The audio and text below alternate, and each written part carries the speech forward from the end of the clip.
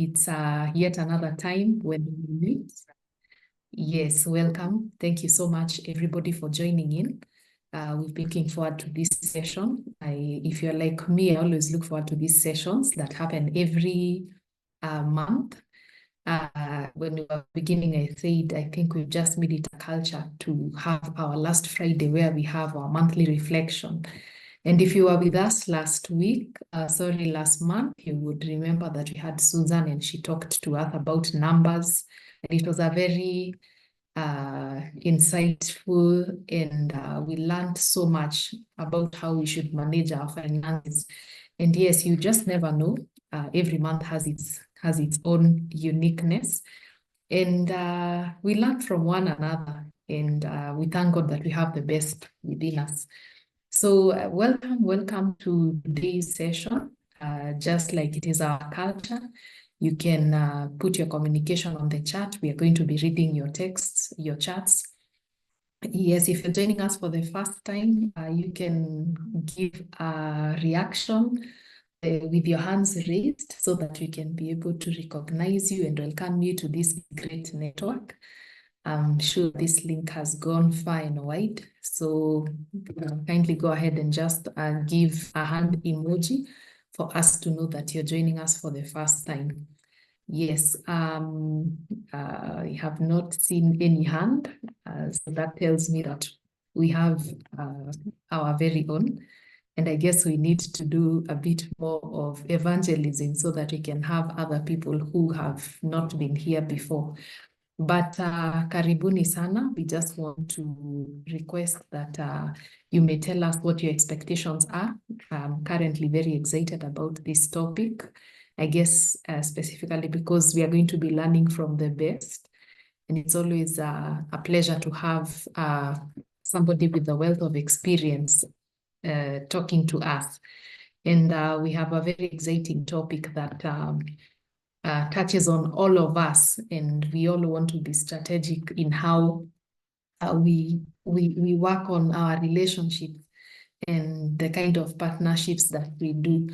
And so today we have an exciting speaker, and I would want you to just, even as I'm taking time to invite them, I would want you to just put it on the chat. You can let us know what your expectations are. At the end, we'll also have a session where we are going to be taking your questions. So put it on the chat. Yes, any comment, any question, all that is welcome. And without taking more of your time, because I know we are all excited to learn from Gloria, just in case you don't know who Gloria is, maybe I should say that she is a member of this network, which is very exciting for us to, we are so privileged to have you, Gloria, in our midst. Yes, but in addition to that, she has she's a career banker with over 33 years experience at the Kenya Commercial Bank. And she was the first woman in KCB to lead a bank. Awesome. Yes, I also want to say that Gloria is the founder, MD of KCB Bank Burundi, and she held that position until February of 2020. She served as the chairperson of the Governing Council of International Leadership University in Burundi as well.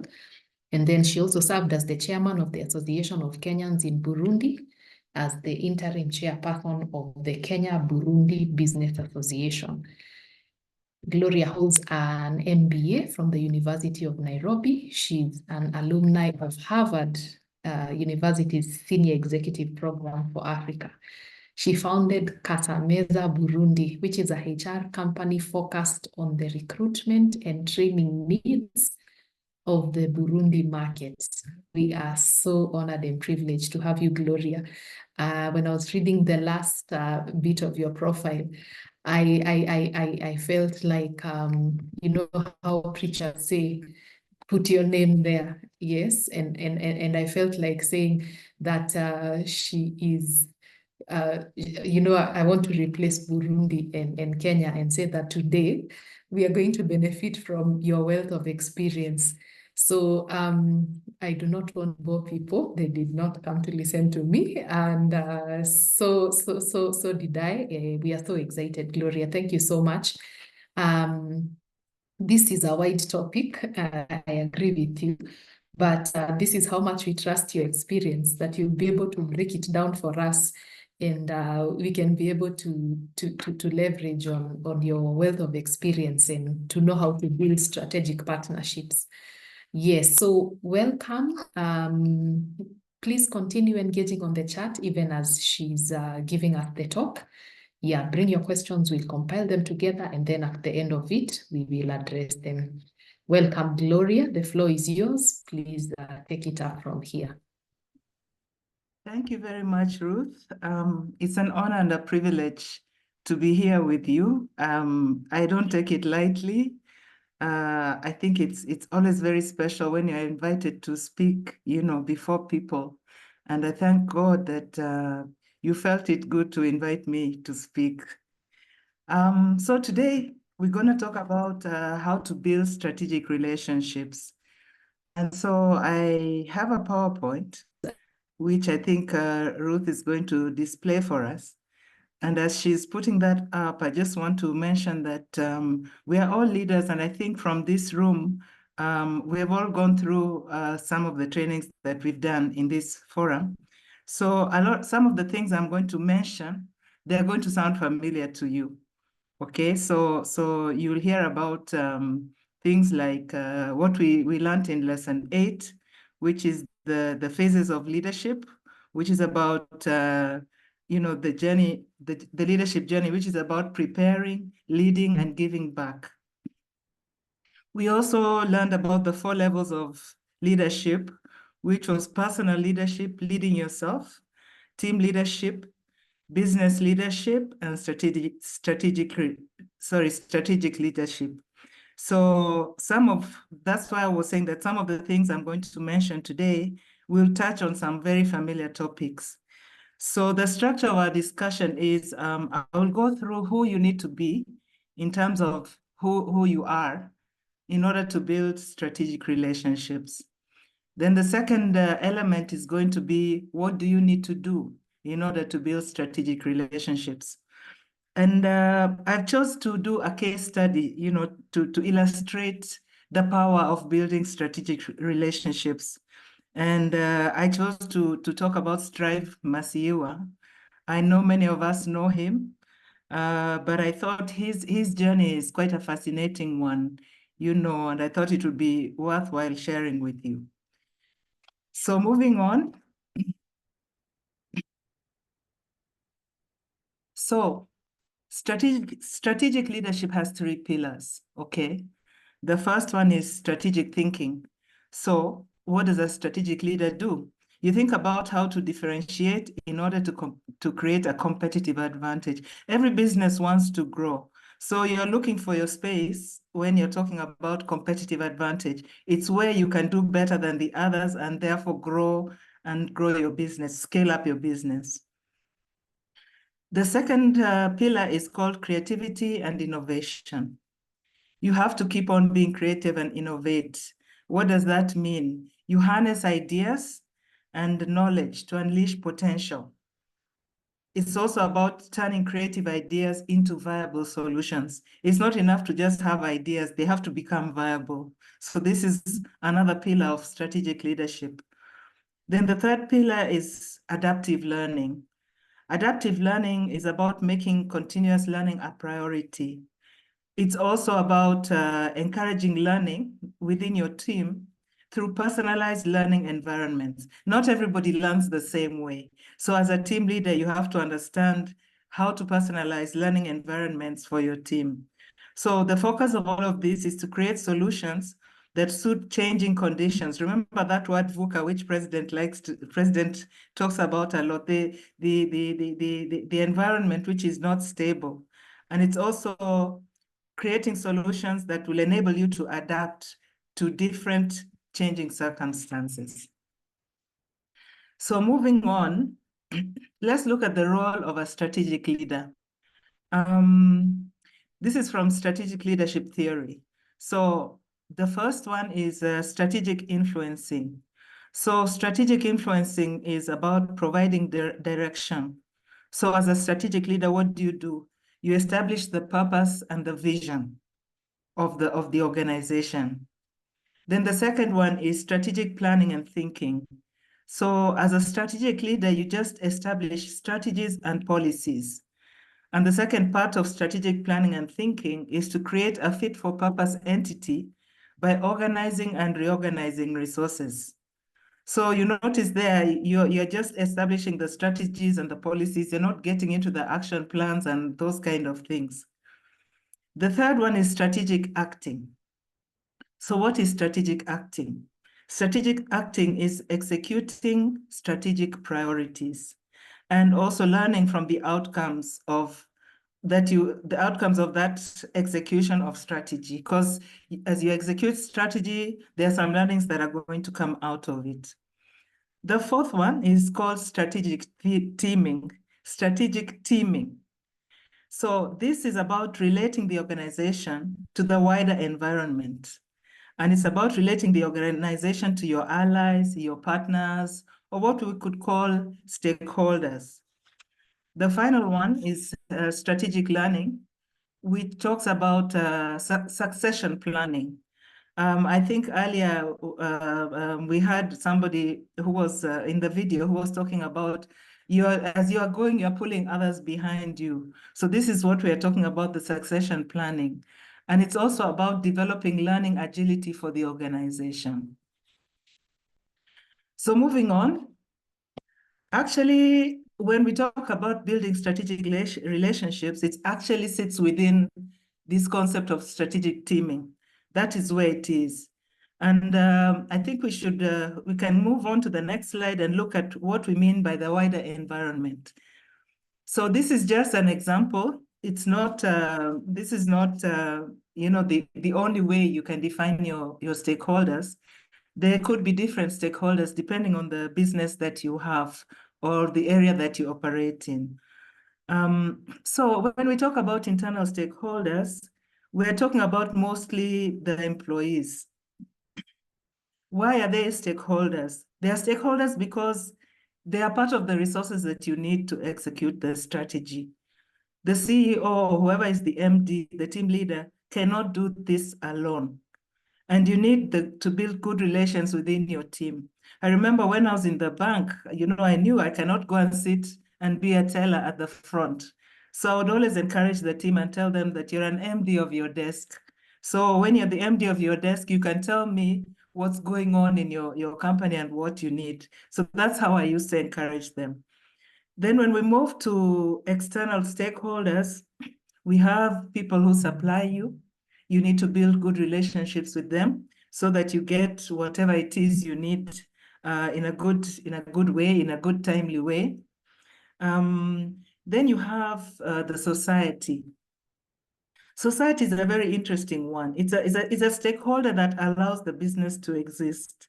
You can imagine if the society, you're in a society somewhere and you want to start a business and nobody wants to come to work for you from that society. For example, the way we went to Burundi, you see, so the society allows you to exist as an entity. The other thing is that it gives you your customers, of course. And it also gives you your employees, as I mentioned a little bit early. The society can actually even close your business. Especially when you have things like people who are conscious about social issues or environmental issues. So they are really a very good stakeholder that a strategic leader needs to be able to build relationships with. This society actually even sustains you when things are not very good. Another stakeholder would be the government. And it's always a good idea to maintain great relationships, strategic relationships with the government, but it doesn't always happen that way. And we'll have a discussion a little bit shortly, to look at situations where you might find yourself at odds with the government. But it's always good. The government is the one that sets the laws, so you need to at least abide by the laws and make sure you have those good strategic relationships. Others would be your creditors or your financiers, you know, the people who give you money to set up the business, or people who give you loans to expand the business. Other stakeholders for the strategic leader is also the shareholders, the people who actually own the company. And of course, we talked about the customers. This, as I said, is just an example, you know, and as a strategic leader, it's important for you to understand your business and to understand and identify who are these stakeholders that you need to have a relationship with. So moving on, the question comes, as we said, who do you need to be as a person in order to build a strategic relationship? Okay, here we are looking at what are those personal attributes that you need to have. Okay, what are the traits that will contribute to your success in building relationships? And here we have them, and I'm sure they look very familiar, isn't it? You know, so we have 8 here. The first one is emotional intelligence. Remember this concept of leading yourself. Okay, emotional intelligence is part of leading yourself. In emotional intelligence, we talk about being self-aware. Okay, self-aware about what are your strengths, what are your weaknesses, and then we talk about self-regulation, how to manage yourself. Okay, and we also talk about empathy, because as a strategic leader, you need to have empathy, both for your team and for even your stakeholders. The second element is authenticity. You have to be real. You cannot fake it. You see, if you're going to build a relationship, you can't fake authenticity. You have to show a genuine interest in that relationship that you're trying to build. You have to also have, under authenticity, you must have integrity. You cannot build a relationship and lack integrity. That relationship is going to break down. And then the other element of authenticity is consistency. You must be consistent within that relationship. Moving on, we have the effective communication, which involves active listening. Sometimes we talk a lot, and I hear people say that, okay, God gave us 2 ears and 1 mouth so that we can listen more. So active listening is one of the key elements that we have to have in effective communication. When we are communicating, we need to be clear. We need to have clarity. The communication cannot be confusing and mixed up and all of that. You need to be very clear on what you're saying. And then we also talk about elements around the nonverbal communication. What is your body language looking like? We have to have positive nonverbal communication when you're building a strategic relationship. You can't behave threatening and expect to build a strategic relationship. The next element is adaptability. You need to be adaptable. You have to be adaptable in order to build strategic relationships. Adaptability means being open-minded. It means being resilient, and it means continuously learning. I think this is one of the areas that I had a lot of learning as I moved around outside of Kenya, because I was so used to Kenya, but then you move to Tanzania, and Tanzanians have their own way of doing things. You go to Rwanda, Rwandese have their own way of doing things, and same in Burundi. So as a leader, I found I needed to adapt. You know, you couldn't ask certain questions in certain societies, things like that. Then we talk about networking skills. You cannot build strategic relationships if you lock yourself in your house. And I've seen that with some of the team leaders in some of the different organizations in countries I've worked with. You know, you'd see somebody who doesn't relate with people. So people wonder, why? Who is he? How does he expect to grow? You know, for example, I'll give you an example of Burundi. Burundi is a very, very social nation, very social. And people really believe in interacting and being together. So if you lock yourself away, it's very hard for you to get new, get new business and that kind of thing. So in networking skills, we are talking about building connections, and you keep following up on these connections. and you need to provide value. It's not a one-way street. A relationship goes two ways. You see, you have to give value and you also gain value from that relationship. When you have relationships where only one side is gaining, it's the relationship is most likely not to be a long-term relationship, because you see the focus of building this strategic relationship is the vision and the long-term sustainability of the business. That is the purpose behind building these strategic relationships. The sixth one is collaboration and teamwork. You really have to work together. You have to cooperate together with the person or the stakeholder that you're building strategic relationships with. So you also need to collaborate around solving problems, because there will always be problems. Problems never disappear. Even as you start a new direction, a new problem will come up and you need to find a way of resolving those problems. Within collaboration and teamwork, there's also a need for recognizing that strategic partner. You must recognize others. The seventh one is vision and strategic thinking within that strategic relationship. You have to have goals. You have to have that long-term focus that I was talking about.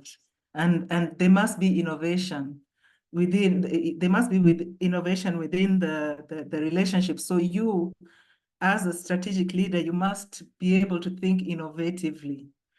And then the last one is probably the most important one, the personal development. You must continuously self-reflect. You must continuously look at, what could I have done better, or how did this go, or what do I need to change, those kind of things.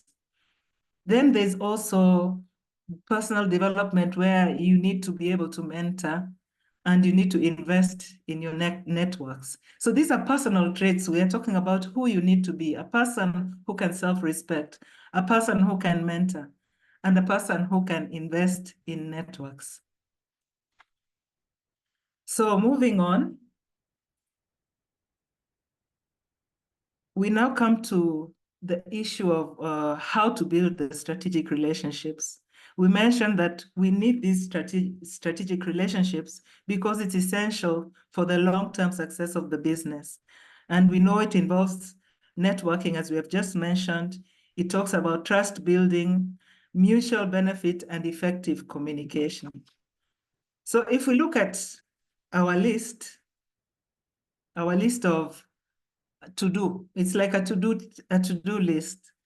The first thing you need to do is identify potential partners. Not everybody is going to be a great partner. Somebody may look like a really great partner, but you have to do a little bit of research on that stakeholder and assess whether you are compatible with that stakeholder.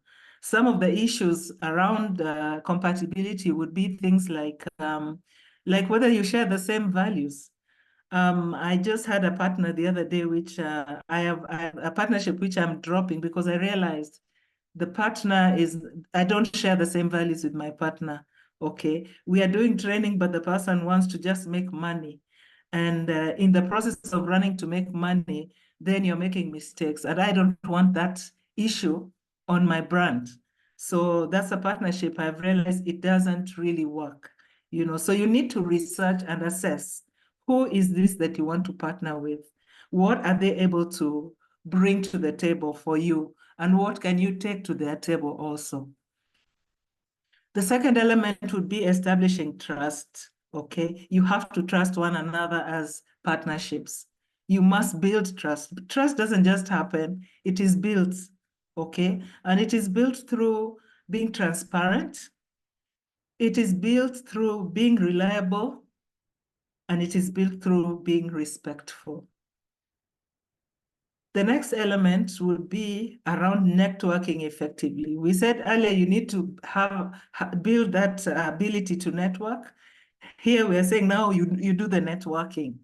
So how do you network effectively? Some suggestions would be, attending industry events. So for example, if you're like me in training, if there's something around training and capacity building or some discussion, You'd want to be there where other competitors are to hear what is going on in the industry. Another way to network, of course, is social media. And this is really a big one. I think I had disappeared from this social media called LinkedIn for some time. And I went back to it the other day and I was like hitting myself on the head. Where have I been? Why did I not continue being there, to network within LinkedIn? Yeah, so social media is very important. There's also this idea of joining professional associations. Professional associations are very good. No man is an island. You need to talk to people who are in the same space as you are. When you are building these strategic relationships, the issue of communication comes again. We said it earlier that you need to be able to communicate clearly, but now within the relationship, you need to communicate clearly. It's is it the action? I think it's the action now. Okay, so within the relationship, you are talking about giving regular updates to the partner on whatever is of mutual interest. Again, some of the skills of active listening, you must listen when they're talking to you also and giving their update. And also when you're having your meetings, they must be effective. Not those meetings that go round and round in circles and discussing too many other things and the weather. It needs to be focused and effective, okay, because time is money. Then number 6, sometimes we think, oh, we are such great friends with this one and we're going to work on something together and we just do it. And then the rubber meets the road. You find that the person you are dealing with is not who you thought they were. And then you also find that the person actually understood things differently from you, you see. So it's very important, especially when you're going into the larger strategic relationships, to formalize the agreement so that everybody is on the same page. So in this respect, we are talking about probably having a contract, okay, a formal contract, or even having an MOU. An MOU it could be non-binding, but it helps you to understand what is the nature of this strategic relationship that we are having.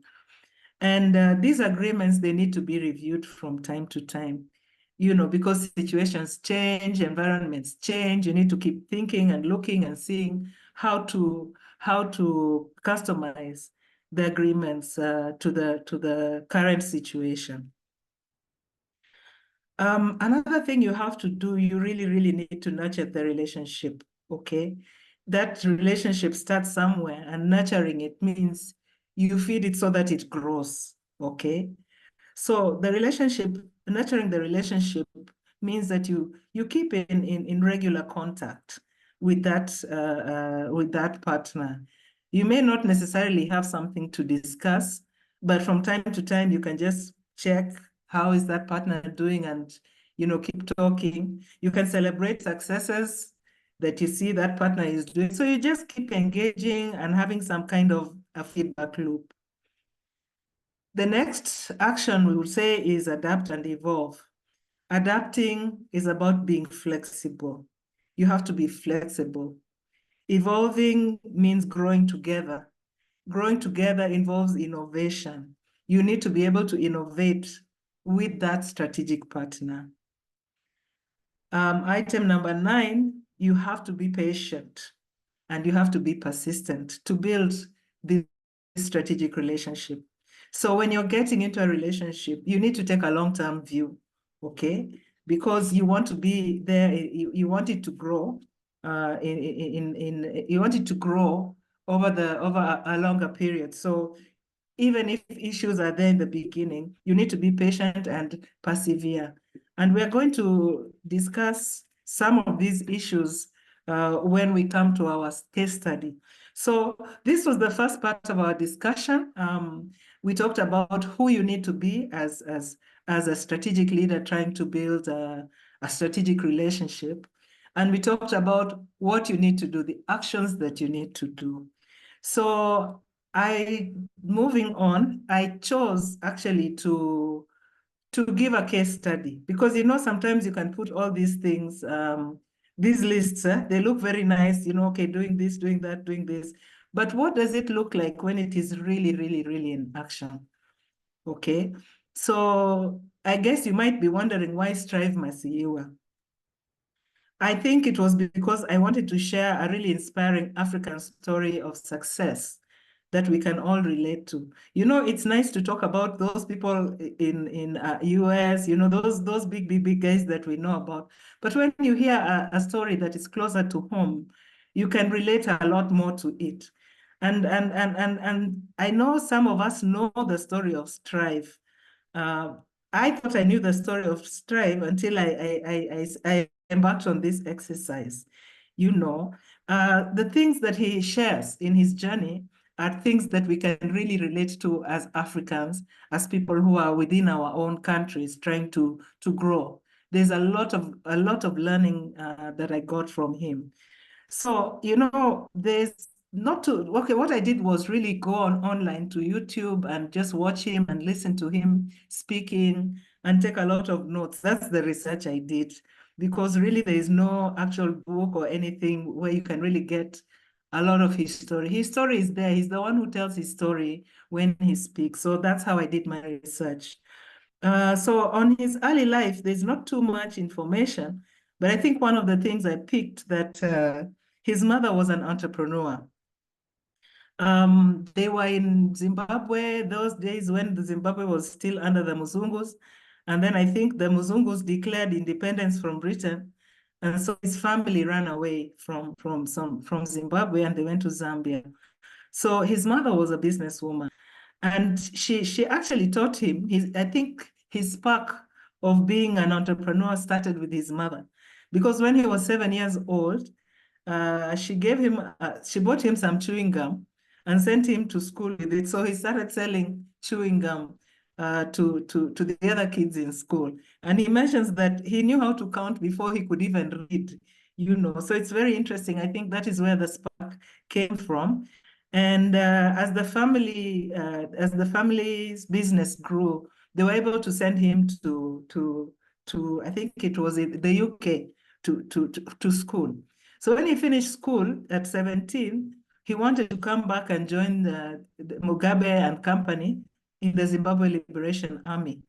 But the army people told him, no. What they need is people who are going to build Zimbabwe, not fighters. So he went back to university in the UK, and that's where my video actually begins. I'm presenting to you a little video. It's a very short one, but it begins from the point when he has finished university and now he is going back to Zimbabwe. And I think we can move on now.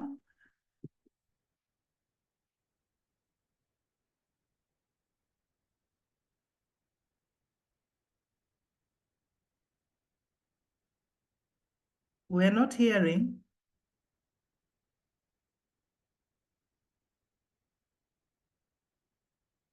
I think the sound is not. Okay. Sorry about that. Yeah, let me share the sound as well. Sorry about that.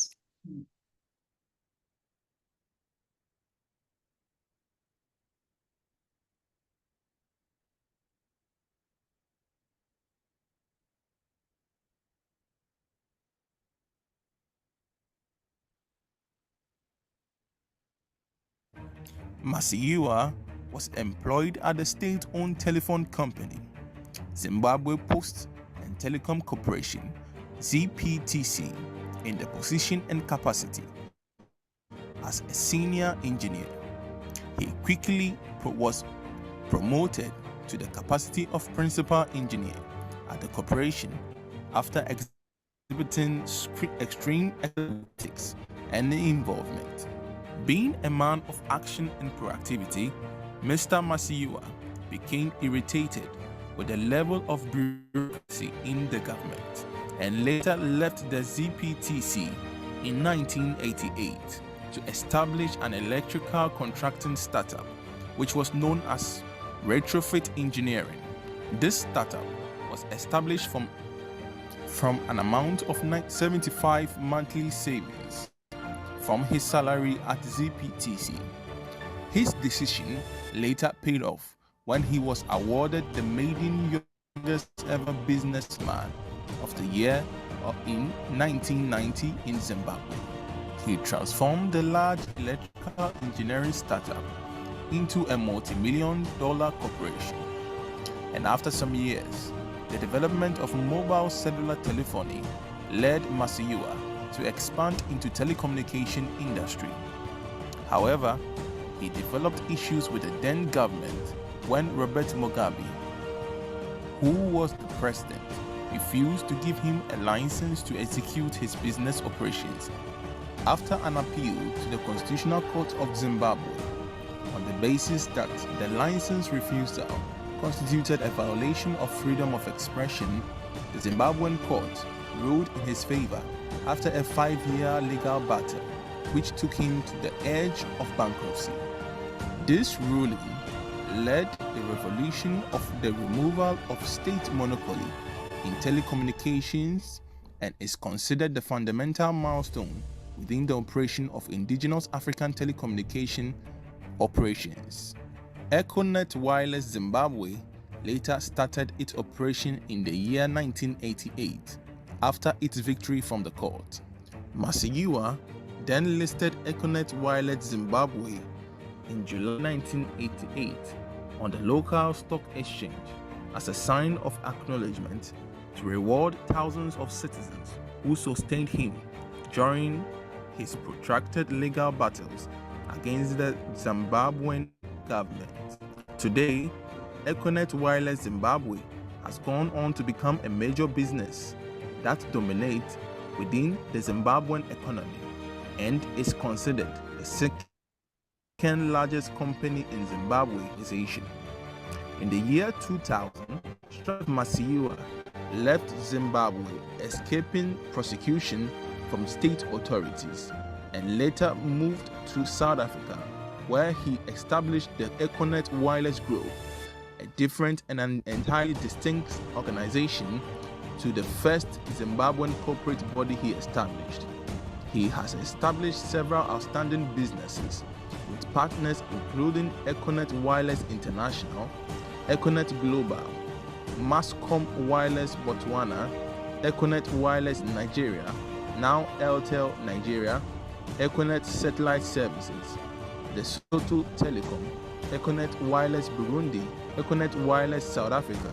The company he produced is known to have its operations and investment across Africa, plus the United Kingdom, Europe, US, Latin America, and New Zealand, as well as the United Arab Emirates and China. After more than years in South Africa, Masiyiwa moved to London, but still remains significant in the area of business in Africa. And with his partnership with one of America's leading telecom entrepreneurs, known as John Stanton, he entered into a partnership called the Trilogy International Partners, which built New Zealand's third mobile network operator, known as 2 Degrees. One of Masiyiwa's most fruitful ventures is the London-based privately held Liquid Telecom Group, now known as the Liquid Intelligence Technologies, which is Africa's largest satellite and fiber optic business, which spans across the continent with more than 100,000 kilometers of cable from Cape Town to Cairo, and also connecting through many countries from the east to the west of West Africa. Masiyiwa and his wife are also signatories of the Bill Gates and Warren Buffett initiative, known as the Giving Pledge. Masiyiwa has also been involved in supporting a diverse range of health issues, including campaigns against HIV/AIDS, cervical cancer, malnutrition, Ebola, COVID-19.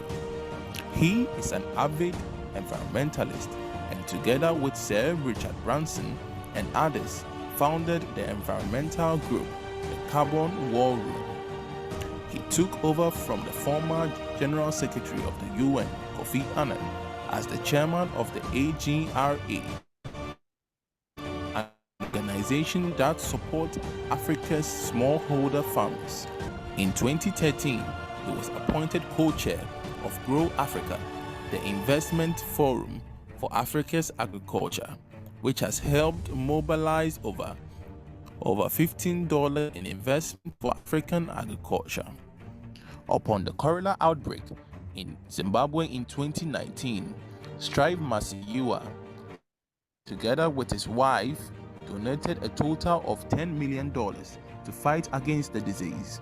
Moreover, he pledged $60 million to be used to build resilience against the disease. Together with his wife, he pledged also a sum of $100 million to establish a fund to invest in rural entrepreneurs in his country home. The two started a non-profit organization, Higher Life Foundation, which empowers disadvantaged children through education and creating opportunities for highly talented young people.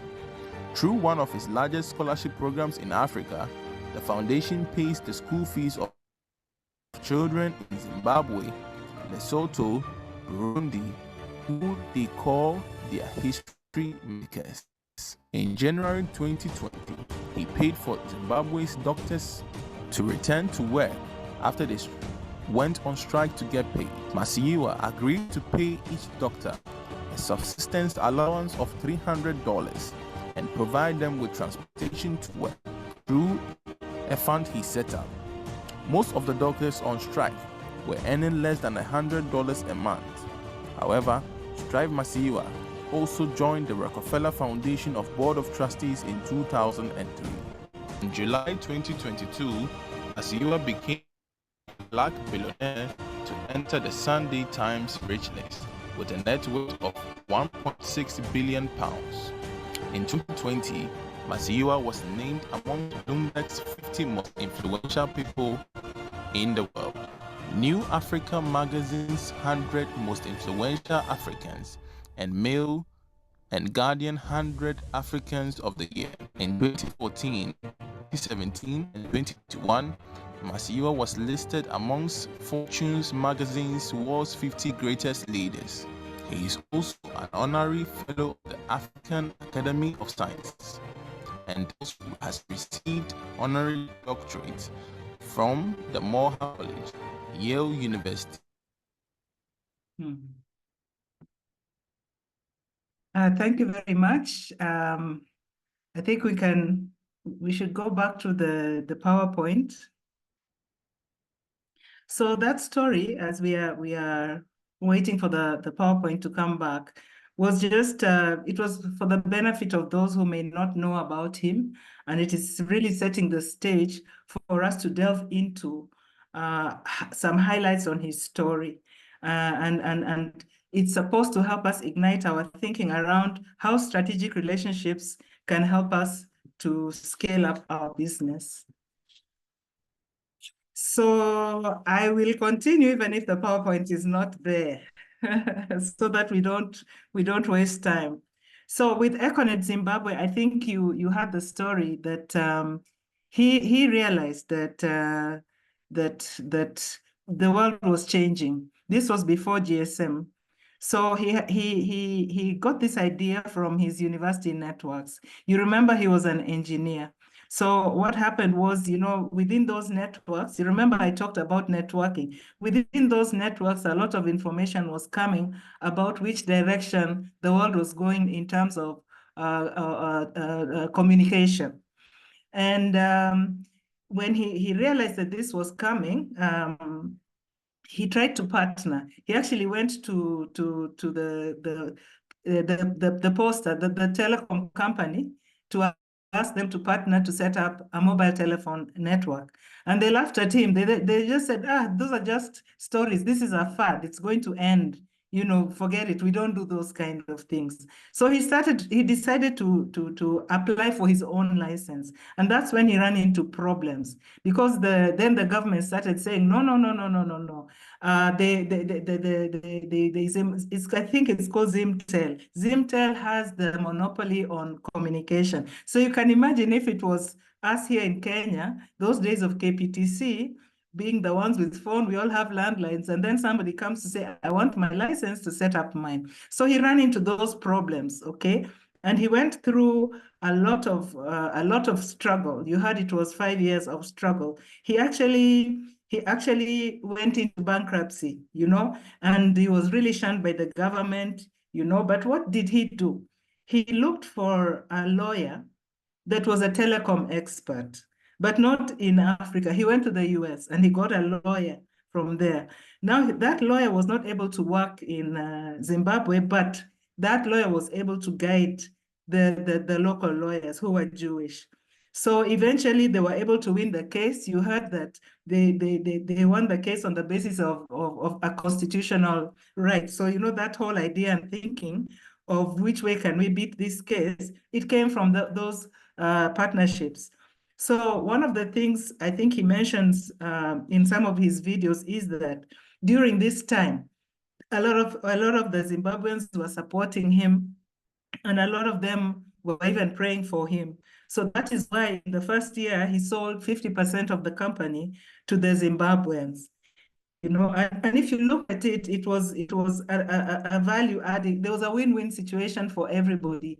Yes, their first mobile network company, they are shareholders in the first mobile network company. You remember, for us, we were selling Safaricom shares 100 years down the line, but he did it in the first year when he was there. And it was also a win for him because you see, you're selling shares to the people who are going to use your company.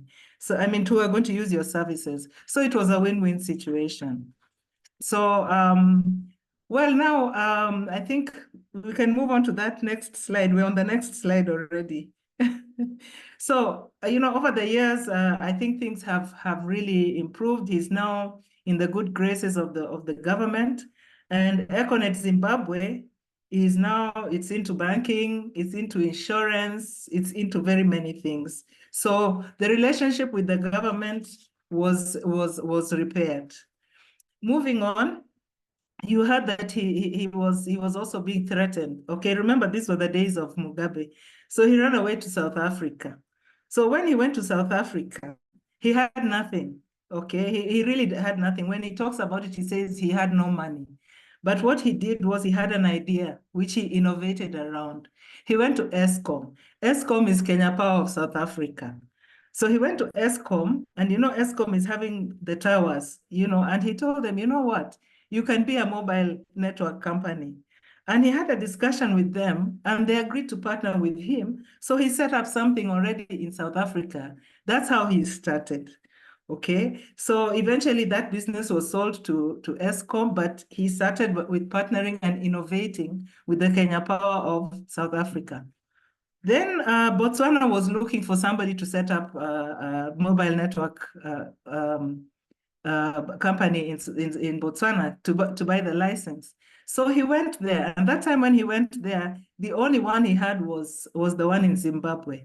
But Botswana, they are very, very, very straight people. You know, we had all the British, Vodafone, we had the MTNs from South Africa, they were all there. And you know, the Mzungu people, the way they see, we are the ones who know, we are what, they already had substantial businesses in other countries. So they were so sure they were going to win that license. But he actually beat the competition. And that is a company now, it's called Mascom. It's the one that carries his name, Masiwa, it's Mascom.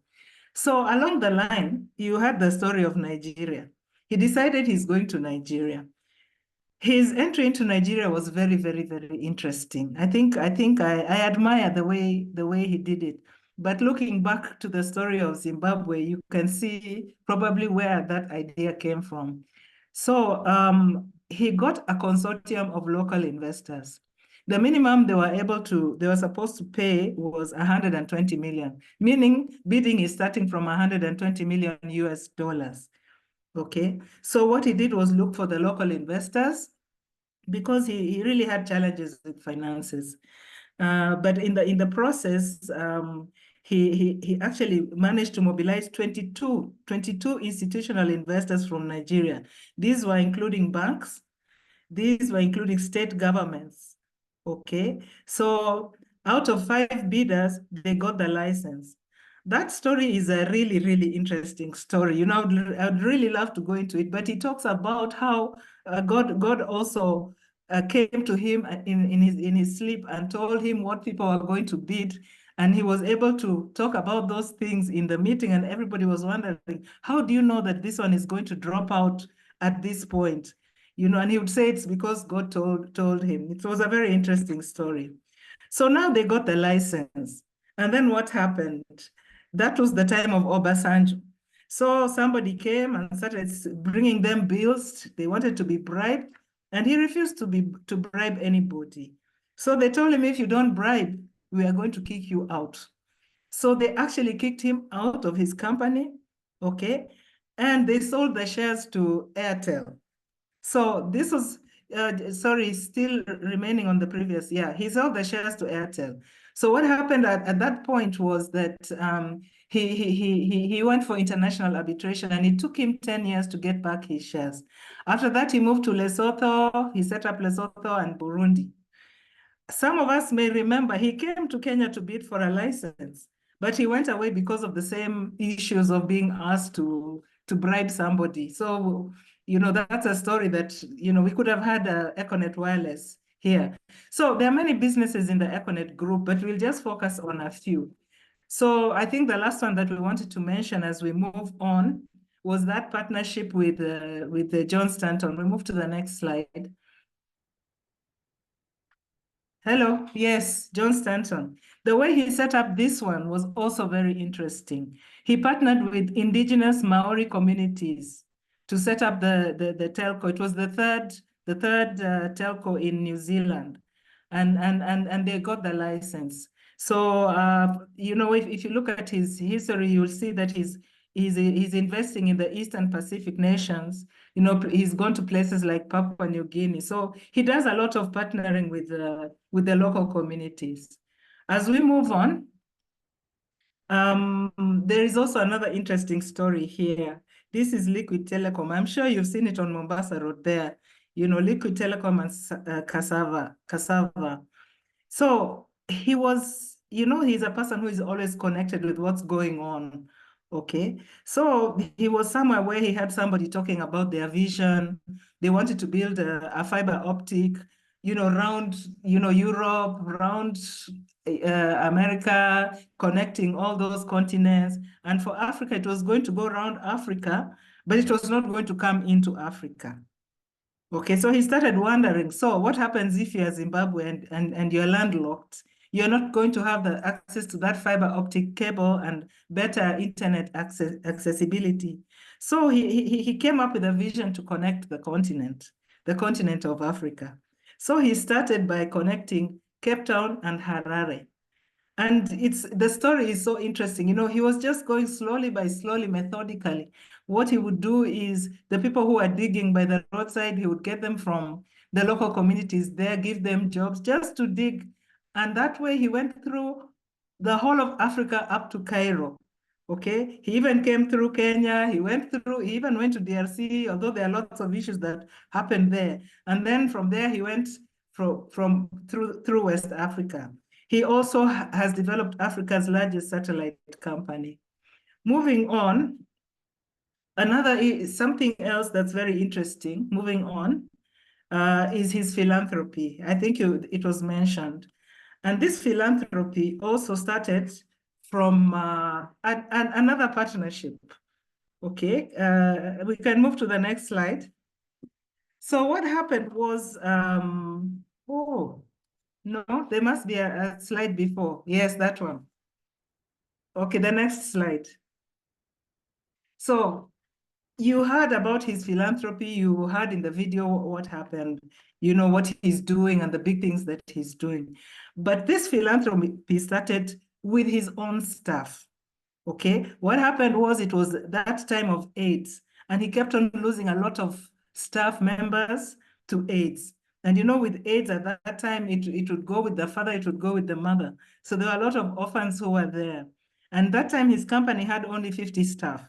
So what he started to do was to support those children within families. So they would identify a family member who could live with the child. They would pay school fees and give money for food. From that, this is what grew. All of a sudden, it became a very, very big thing. In fact, his wife left her job to run that. And this is where this Higher Life Foundation started from. It came from just supporting his staff. You know, when we talk about strategic partnerships with your stakeholders, and we talked about the employees, this is the result of that strategic partnership he had with his employees. So they've now supported more than 250,000 scholars, given more than 250,000 scholarships, and they support high achievers to go to good universities. He's also a big player in youth initiatives, youth education. You know, he motivates and empowers you know, young entrepreneurs and youth through the many places that he speaks in. You will often see him in a university somewhere or talking with the young people. This one also started with some discussion with his daughter. He used to send his daughter advice, and then the daughter would share with her friends. Then she started telling him, oh, my friends are saying this, my friends are saying that. And he got shocked that she was sharing his advice or what he was saying with her friends. And then when they discussed with her, she advised him to start a Facebook page. So this Facebook page is still very active, and this is where he really engages with a lot of the youth. So we've talked about the growth of the philanthropic initiatives, you know, into healthcare. It was mentioned, then Agra, which is agribusiness, but now he's actually dealing with global concerns, global issues, you know, things like the Carbon War Room with Richard Branson, which is about tackling climate change. And that tackling of climate change is his concern because he's thinking of the future of the youth. So moving on, let's look at this strive. You know, we've had the story of how he was just an engineer there in telecom, and then from there he's now a billionaire. Okay, so what is it about him? You remember we talked about what are the traits you need in order to build strategic relationships. So let's analyze Strive a little and see, you know, because he's well known for his ability to build these strategic relationships. So first and foremost, he's a really visionary a visionary leader. He's really a visionary leader. He has very clear vision and very innovative thinking. And this clear vision is what he communicated very effectively to potential partners. You remember he kept on, I mentioned that he didn't have enough money for this, you know, some of these licenses, but he was able to mobilize financiers because he had a very clear vision which he communicated to his stakeholders, you know, and his vision was very compelling and it aligned with the needs of the market. He was also very innovative in his thinking, you know, and that made him an attractive partner for those who share similar goals. Moving on, Strive is one very persistent and resilient person. You know, if you hear the 5 years in Zimbabwe where he struggles, okay, if you hear that he waited for 10 years to get back his business in Nigeria, you can see that he's a very resilient person and he's very persistent. Okay, so his persistence is what has enabled him to overcome adversity. And his persistence also demonstrates his commitment, his reliability, which builds the trust with partners. He also has a long-term focus, you know. That is why he was able to wait and say, no, he's going to go with a legal process, which may take longer rather than shorter, but he knows that in the end, he will get it. He will get his rights, okay? So he focused a lot on building sustainable relationships. Another trait of Strive, and he's really well known for this, is, you know, his ability to build trust and integrity. We've mentioned in the previous one where some of that is coming from. But one thing you will know about this man is his ethical conduct. I remember even when Econet Wireless was leaving Kenya, he talked about it, you know? So he has a reputation for integrity and ethical practices, which have built trust with his partners. He's very, very, very principled, even when it has made him lose. He has said, better I lose it, but I maintain my integrity. He's also very open and honest, which is the transparency. Moving on, he's very effective in networking. you know. He has leveraged international networks to build huge strategic alliances. He is connected with global leaders. You would hear him talking about how he knew Obama before Obama became the president. You know, you hear him talking. You see the people, the kind of people he's working with. He's connected with them and industry experts, you know, which has given him the ability to expand his influence and resources. He's also very good in community engagement. Okay, you've seen what he has built from those 50 employees, okay? And his philanthropic efforts have grown because he has built a good network of partners. Moving on, we have the strategic partnerships, okay? The collaborations, okay? He has, even though he has beat some of the people like the Vodafones, the MTNs, there are places where they collaborate and go for business together. So this ability to collaborate and the win-win approach has actually helped to expand his reach, Econet's reach, and ensuring that all parties are benefiting from the relationship. When we come to the communication skills, this gentleman is really a compelling communicator. He talks, he remembers people, and he communicates very, very, very precisely. And he articulates his vision and his ideas very clearly and persuasively. And that is what makes people, you know, it brings people to him, okay? He's also an active listener. He listens a lot, you know, and he values the input and perspective of others, which is how he fosters mutual respect and collaborative problem solving. And he's also very good at empowering others. Okay, I've mentioned that he mentors a lot. Okay, he's building others. Okay, it is not, you know, within that building of others and mentorship, you see he shares his knowledge and his experience. Okay, and we mentioned that as one of the traits that we need in a strategic a leader who is trying to build strategic relationships. And when he shares his knowledge and experience, it not only helps others to succeed, but it also builds his network of loyal supporters, okay? And his team development, I think we will mention it a little bit more, but he's really invested in his team. And in some of the videos you'll see, people have been with him for years, and he leaves them alone and he empowers them, he upskills them, and they grow.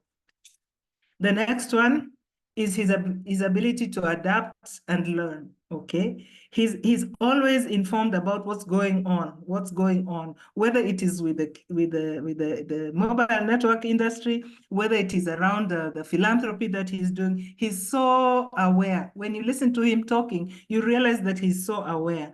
And he mentioned in one of the videos that this comes from engaging and collaborating with others who know, and they're the ones who mentor him. So that is how it's the networking that helps him to become so aware. And this adaptability is what has allowed him to turn and seize new opportunities. He's also very flexible. You know, he's willing to adapt his strategies based on whatever is evolving and the feedback from the partners. And his philanthropy and social responsibility, we've talked about it, but really he gives back. He really gives back. You heard that he's in that foundation, that partnership where all these billionaires are saying they have enough money, now they want to give most of their money away. He is in that group.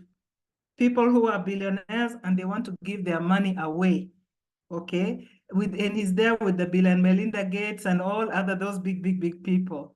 So his giving back has built, through it has built very strong community ties and a very positive public image. And leadership by example, you see, when he does those kind of things, he's inspiring others to also do the same, because when somebody is aspiring to be like him and sees him being philanthropic and giving back to the community or society, then that person will also want to be inspired to do the same thing. Then, of course, we know that, the technology, a mobile network company is a technology company. So He's always, using this to share his vision. He's embraced the digital communication we mentioned, and we talked about his digital presence. So we can say that for me, this was my assessment, he led himself.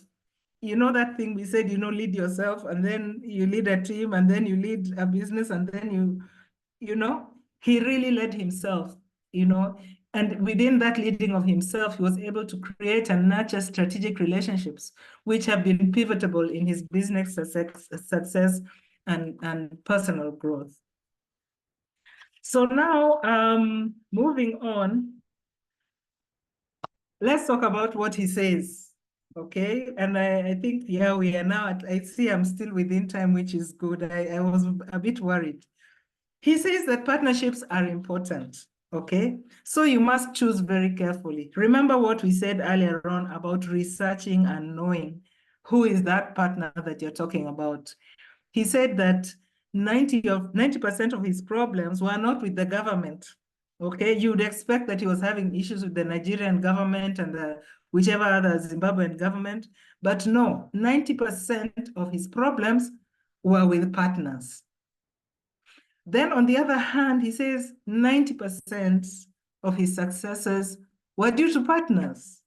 So this is underscoring what he says about partnerships being important and choosing partnership very carefully. He says find partners that share your values.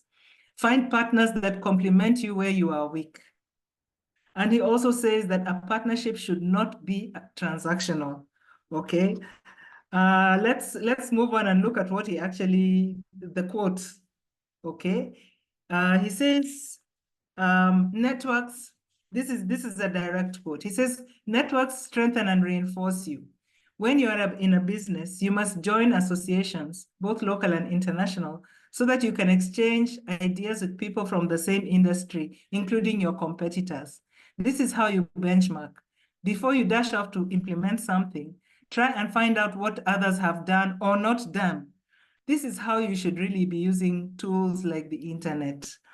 Okay, he gave a very interesting example in that one. He said, why are you going to find out what, some big billionaire somewhere is doing? You need to talk to the people who are doing the same thing that you're doing, because that is the way you're going to find solutions, because they're doing the same thing that you're doing.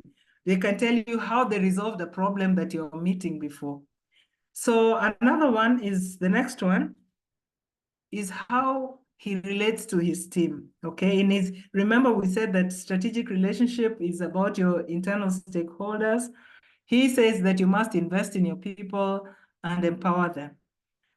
His CEO, the one for Liquid, is more than 20 years old with Econet, with Strive, okay? He trusts them and he respects them. He was talking about how he doesn't even get involved in anything they are doing. What he does is he puts in place processes and policies. Do you remember when we started this conversation about what is the role of a strategic leader? All right, putting in place the policies. Okay, so he has policies, processes from those policies, and then everybody follows, and he lets them do the job. Okay, and then he cares very much for his team. You can see that story of how he built his philanthropy from starting of caring with the team, the 50 employees. And what does he say about this relating to his team? Let's look at his quote. He says, I used to win debates, but not people. Now my lesson is to lose debates and win people. And he says it works even in marriage. Okay. Moving on, he also says, true entrepreneurs pay their people on time all the time, and they take care of the most vulnerable members of their organizations first. I'd rather someone called me a successful entrepreneur on the basis that I never missed my payroll than on the basis that I made $1 billion. That's very powerful, very, very powerful. Moving on. Let's look at other significant relationships that I picked, we know that he's a man of faith, and he has a very strong relationship with the Lord and the church. he's very, very supportive of the church. And you remember earlier I told you that when he was in Nigeria, the Lord came to him in a dream and told him what the others were going to bid, the maximum amount the others could bid. As you follow his journey, he will tell you in each and every situation, the Lord was there for him. And his faith is very, very, very strong. And that is, I think, one of the most powerful strategic relationships he has, if you can call it a strategic relationship, okay? He also has a lot of friends and prayer partners, and he also has a very strong relationship with his family. You heard him talking about, you heard in the video, you know, he's working with his wife. We talked about how his daughter is the one who kind of introduced him to talking to the youth on social media and that kind of thing. So if we look at his quote, we move on. He says, I would rather fail knowing that the Lord is with me rather than succeed without him. The second quote, he says, God will do nothing except you pray. And you have to be clear what you want. You remember that thing about clear communication? Even with God, you have to be clear what you want for him to be able to deliver. Okay. And the other thing he says is you always need friends and partners that believe in you. So, good friends, we have come to the end of our presentation, and I think I'm just within my time. I hope you have enjoyed the case study. I thought I knew about Strive Masiyiwa, but going and studying him like this, it was actually very amazing. It was so revealing, you know. I thought I knew about this guy, but you know, I'm so glad that I went to research him because I got very inspired by him and his journey. So thank you very much, and I've come to the end of my presentation. Oh, wow. Thank you so much. Thank you, Gloria. I think I just wanted you to keep going and going and going. Strive is one story that I think we can say he's like the modern Daniel of our times. And he's, awesome. I think please right away, you can write what your takeaways are. Just go ahead and put it in the chat. If you have a question, please just go ahead. I think that was the best example you would have chosen for us for this particular presentation. It's yes, I can see the virtual claps are just coming. Thank you, Naomi. Yes, they can keep coming. You can raise your virtual claps. Yeah, and if you have any question, please, we are ready. We are ready to have them answered. But oh my goodness, yes, thank you, Janet. Thank you, Frank.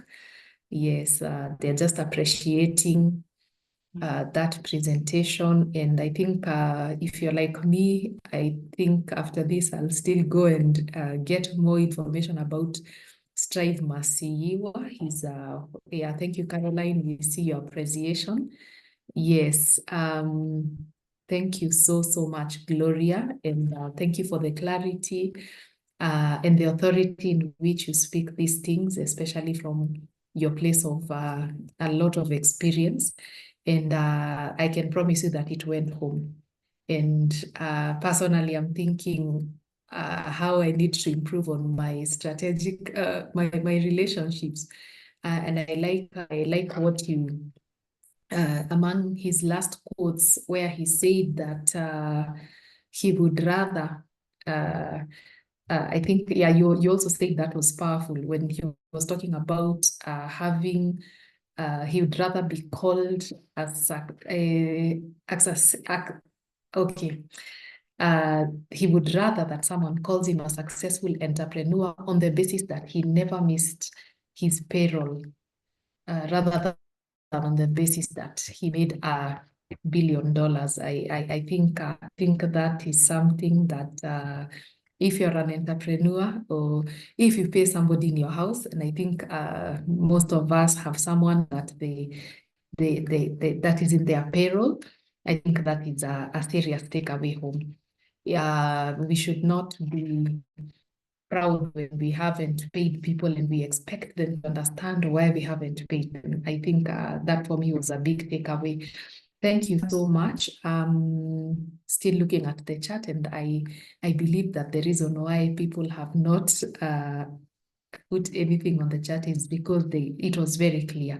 It was very, very clear. Thank you for the video. Everything was just insightful, and thank you so much, Gloria. It's always a pleasure to have you.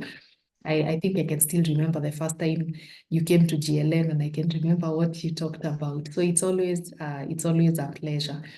When we were starting, I can see a number. Yes, thank you so much. Yes, a number of people joined while we were still on call, and I had requested that if it is your first time to join us, you can just put a virtual hand so that we can acknowledge your presence and welcome you, and probably tell you who we are, just in case somebody shared this link and you really don't understand who these people are.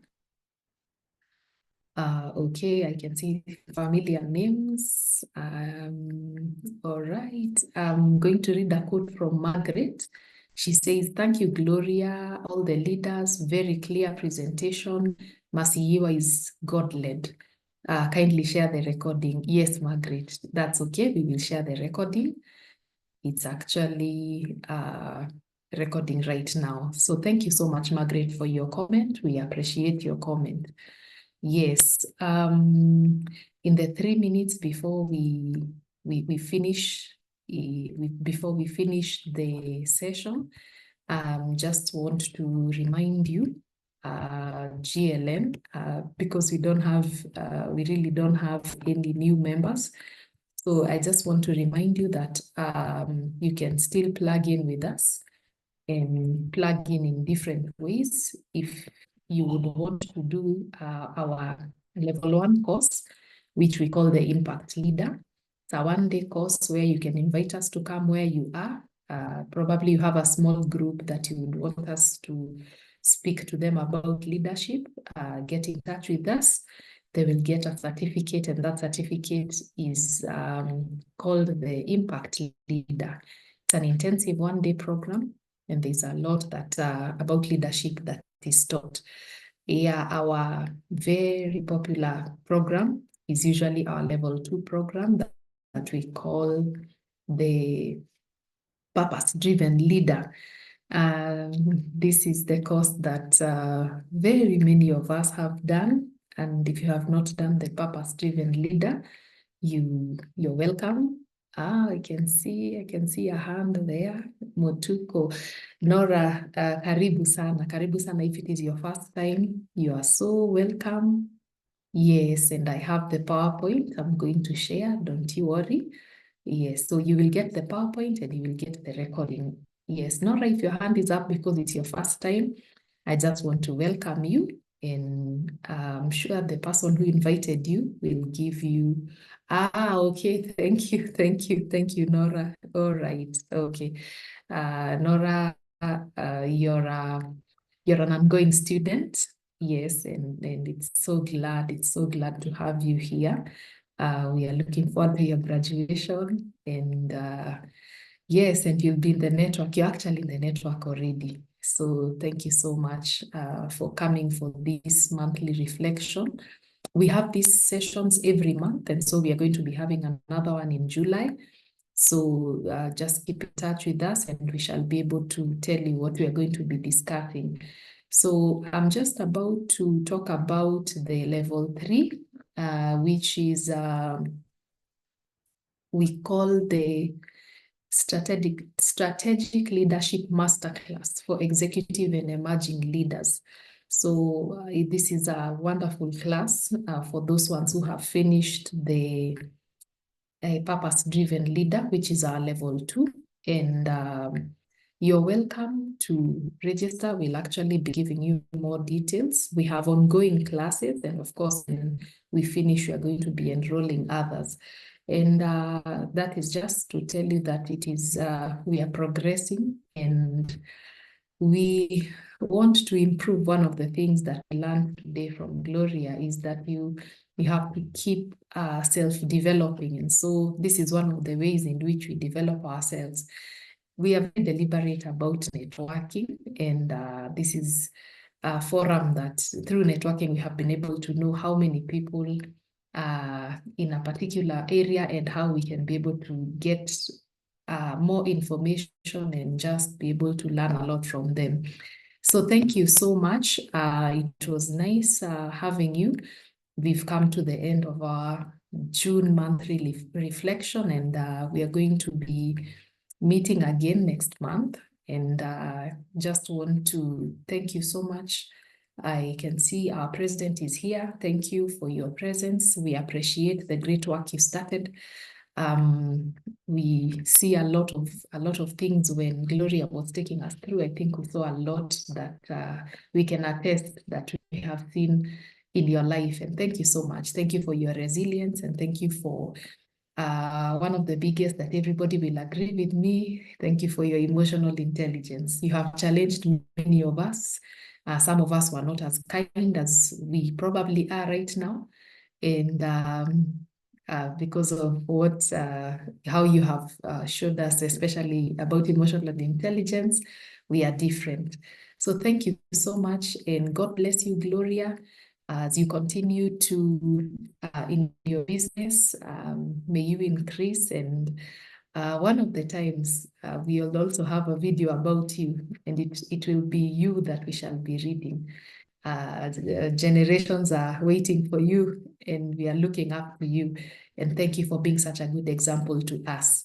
So God bless you, and God bless everybody. And we can just end with the words of the grace as we finish this session. If you're in a position to, you can just unmute, and then we say the words of the grace, and we close the session. So may the grace of our Lord Jesus Christ and the love of God, fellowship of the Holy Spirit be with us now and forever. Amen. Amen. Amen.